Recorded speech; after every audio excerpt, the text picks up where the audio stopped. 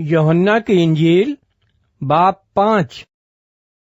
इन बातों के बाद यहूदियों की एक ईद हुई और यीशु यरूशलेम को गया। यरूशलेम में भेड़ दरवाजे के पास एक हौज है जो इब्रानी में बैत हस्दा कहलाता है, और उसके 5 बरामदे हैं। इनमें बहुत से बीमार और अंधे और लंगड़े और पाए मुर्दा लोग पानी के हिलने के मुंतजिर होकर पड़े थे, क्योंकि वक्त पर खुदावंद का फरिश्ता हौज पर उतरकर पानी हिलाया करता था। पानी हिलते ही जो कोई पहले उतरता सो शिफा पाता, उसकी जो कुछ बीमारी क्यों न हो। वहाँ एक शख्स था जो 38 बरस से बीमारी में मुब्तला था। उसको यीशु ने पड़ा देखा और ये जानकर कि वो बड़ी मुद्दत से इस हालत में है, उससे कहा, क्या तू तंदुरुस्त होना चाहता है? उस बीमार ने उसे जवाब दिया, ऐ खुदावन, मेरे पास कोई आदमी नहीं जब पानी हिलाया जाए तो मुझे हौज में उतार दे, बल्कि मेरे पहुँचते पहुँचते दूसरा मुझसे पहले उतर पड़ता है। यीशु ने उससे कहा, उठ और अपनी चारपाई उठाकर चल फिर। वो शख्स फौरन तंदुरुस्त हो गया और अपनी चारपाई उठाकर चलने फिरने लगा। वो दिन सब्त का था। बस यहूदी उससे, जिसने शिफा पाई थी, कहने लगे कि आज सब्त का दिन है, तुझे चारपाई उठाना रवा नहीं। उसने उन्हें जवाब दिया, जिसने मुझे तंदुरुस्त किया उसने मुझे फरमाया कि अपनी चारपाई उठाकर चल फिर।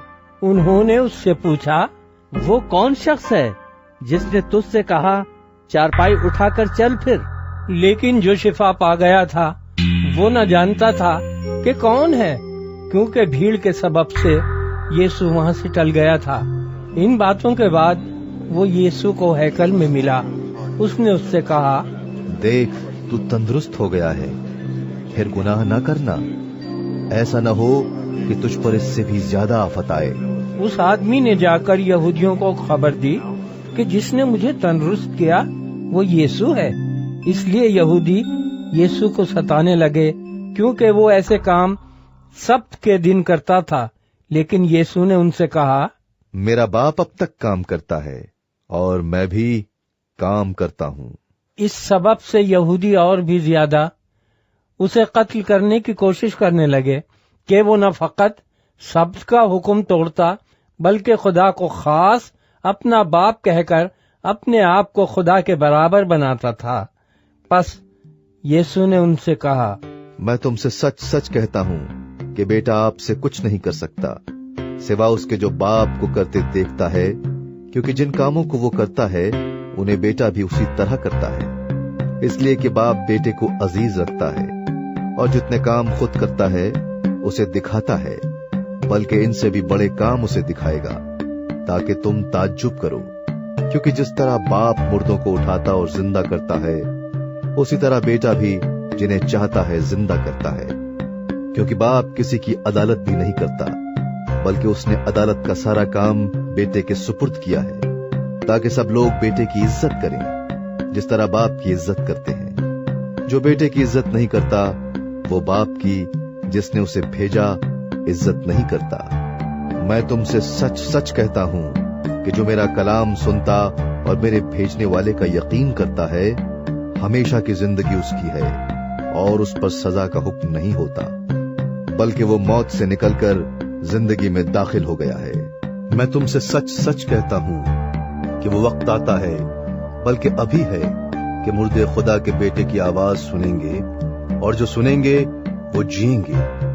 क्योंकि जिस तरह बाप अपने आप में जिंदगी रखता है, उसी तरह उसने बेटे को भी ये बख्शा है कि अपने आप में जिंदगी रखे, बल्कि उसे अदालत करने का भी इख्तियार बख्शा, इसलिए कि वो आदमजाद है। इससे ताज्जुब न करो, क्योंकि वो वक्त आता है कि जितने कब्रों में हैं उसकी आवाज सुनकर निकलेंगे।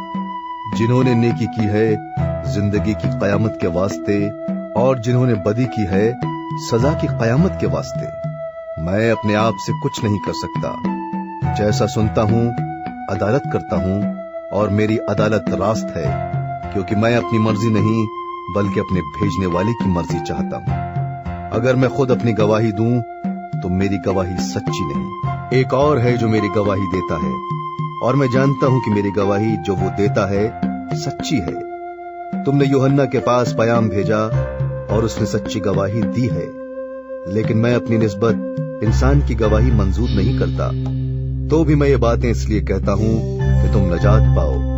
वो जलता और चमकता हुआ चिराग था, और तुमको कुछ अरसे तक उसकी रोशनी में खुश रहना मंजूर हुआ। लेकिन मेरे पास जो गवाही है वो यूहन्ना की गवाही से बड़ी है, क्योंकि जो काम बाप ने मुझे पूरे करने को दिए, यानी यही काम जो मैं करता हूं, वो मेरे गवाह हैं कि बाप ने मुझे भेजा है, और बाप जिसने मुझे भेजा है उसी ने मेरी गवाही दी है। तुमने न कभी उसकी आवाज सुनी है और न उसकी सूरत देखी, और उसके कलाम को अपने दिलों में कायम नहीं रखते, क्योंकि जिसे उसने भेजा है उसका यकीन नहीं करते। तुम किताब मुकद्दस में ढूंढते हो क्योंकि समझते हो कि उसमें हमेशा की जिंदगी तुम्हें मिलती है, और ये वो है जो मेरी गवाही देती है। फिर भी तुम जिंदगी पाने के लिए मेरे पास आना नहीं चाहते। मैं आदमियों से इज्जत नहीं चाहता, लेकिन मैं तुमको जानता हूं कि तुम में खुदा की मोहब्बत नहीं। मैं अपने बाप के नाम से आया हूं और तुम मुझे कबूल नहीं करते। अगर कोई और अपने ही नाम से आए तो उसे कबूल कर लोगे।